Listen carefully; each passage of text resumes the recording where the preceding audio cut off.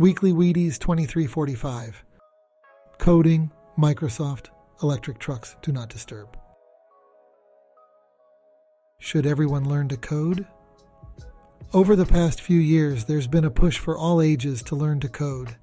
As technology embeds itself in all forms of manufacturing, service jobs, and powering the online space, coding, or computer science, is arguably one of the most widely spread job types available. Just about every area of business has coding in some form. Those computer engineers who code these softwares everything runs on can be one of hundreds of coding languages, and there are pros and cons of each one. Learning to code a specific language isn't as important as understanding coding in general. Understanding the idea of libraries, specific languages used, how brackets, tabs, and colons work, among many other specific quirks in the general coding world, is important for everyone to learn for one very specific reason. It helps with general problem-solving skills and helps understand robotic reasoning. I always like to joke that the great thing about computers is they do exactly what you tell them to do. However, the bad thing about computers is they do exactly as you tell them to. You can't win for losing. If you want to see the premise of exact instruction writing in practice, check out this video on YouTube about how to make a PB&J. Back when I taught high school, I did something very similar with drawing a random shape, comparing size, color, and more. It was always eye-opening and cool to see how quickly someone was able to catch on with the basics once they understood how specific you need to be. And in reality, that's all that's needed. In just a few classes, students were able to code at least one page of a website. Many of them used code from across the web and were doing things we hadn't talked about yet, too. But that's part of it, taking what you have learned and searching out more. With the AI space, we've seen how the power of prompting can make AI that much more powerful. From an outside perspective, an AI prompt is the code version of a software language. Learning basic coding skills can help you master AI prompts. It makes sense people are using ChatGPT and other AI tools to help build apps. It is a tool to help streamline your job. But understanding the language of AI is important. Sure, AI bots are designed to use natural language, but language can be used to do good or bad. The pen is mightier than the sword, right?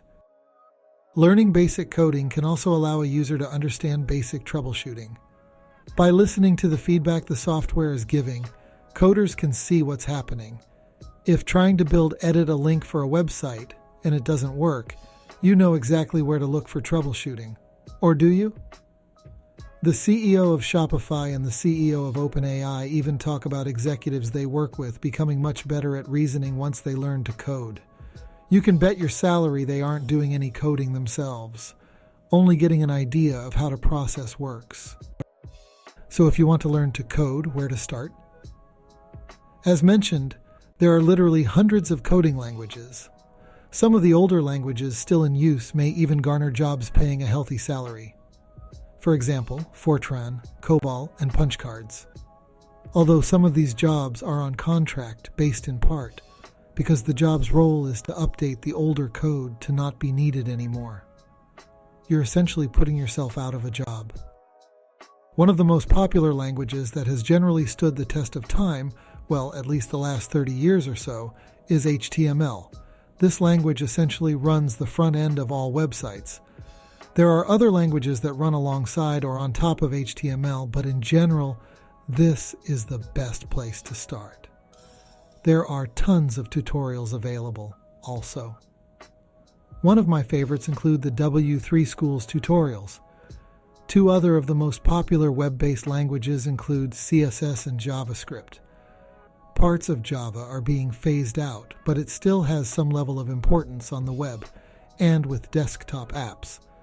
Then there are very niche programming languages that coders can find great jobs in due to the lack of availability. This may include Ruby, Rails, and many more. Although HTML is a bit dated, it is still frequently updated and arguably still important. You may say, Learning to code is more useful for someone that works on or with a computer on a normal basis. While mostly true, technology, and by way of AI, is more and more ingrained in our everyday life, meaning understanding some basics would be helpful. And although many of you may never want to become any sort of programmer, I'd bet in the next few years, if not already, you'll find yourself using AI more and more. This will help when providing prompts to AI, or even as your smart assistant, for example Siri and Alexa, becomes updated. One of my favorite sites to suggest is Codecademy. They have tons of free training, and many can be completed in just a few minutes. Lastly, they implement a built-in editor, so you don't have to install any crazy software. Happy coding! In case you missed it, Microsoft Ignite updates.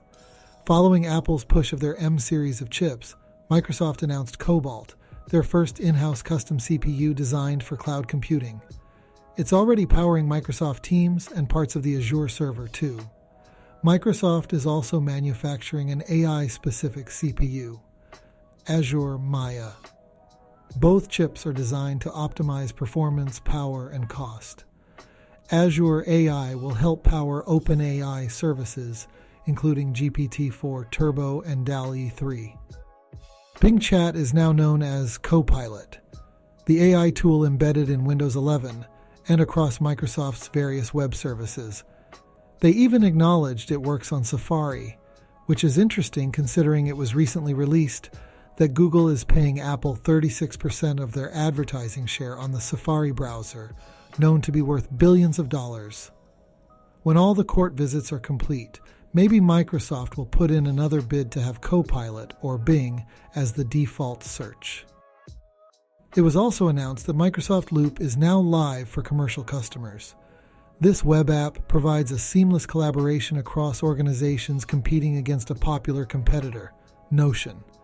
It is still missing some features offered on other platforms, a major example being a database system of sorts, but has potentially better sharing and team-type features. Loop works well across the Microsoft ecosystem of tools, especially Teams and Outlook. Watch the full Microsoft Ignite keynote on YouTube. In case you missed it, Ram and Tesla electric trucks. Ram Trucks announced a 1500 Ramcharger plug-in hybrid with over 650 miles of range due in 2025. It provides the benefits of an EV for short range, with the torque and range to haul a heavy payload over long range. While it has an electric motor and a battery, it also comes with a 26-gallon gas tank to power the onboard generator. Essentially, the battery alone can provide around 150 miles of range, with a V6 motor acting as a generator to charge the battery. To be clear, the electric motor is always providing the power, giving the benefit of efficiency to the battery and the gasoline motor. In a now retracted statement, Tesla announced Cybertruck owners could not resell their new trucks for 1 year after delivery is accepted. As you can imagine, the internet went crazy over this, causing Tesla to remove the verbiage from their terms and conditions. However you feel about that, keep in mind the precedent has already been set. John Cena lost a lawsuit to Ford for something similar recently. Not to mention Ferrari has been doing this for years. Part of the law allows manufacturers to do this for models with low production, as well as if they are purchased directly and through a third party or dealership. While most manufacturers don't allow direct-to-consumer sales, Amazon worked out a deal with Hyundai to sell their cars on the site beginning in 2024. And as a kicker, all vehicles will include the Alexa voice assistant starting in 2025. Pick of the week, do not disturb signs. When's the last time you stayed overnight at a hotel? Did you use the do not disturb sign? Did you leave it in the room upon checking out? A collector from Italy named Eduardo Flores started collecting these signs over 20 years ago and uploads them to his Flickr account. There appear to be over 20,000 pictures uploaded, each with their hotel name and location attached.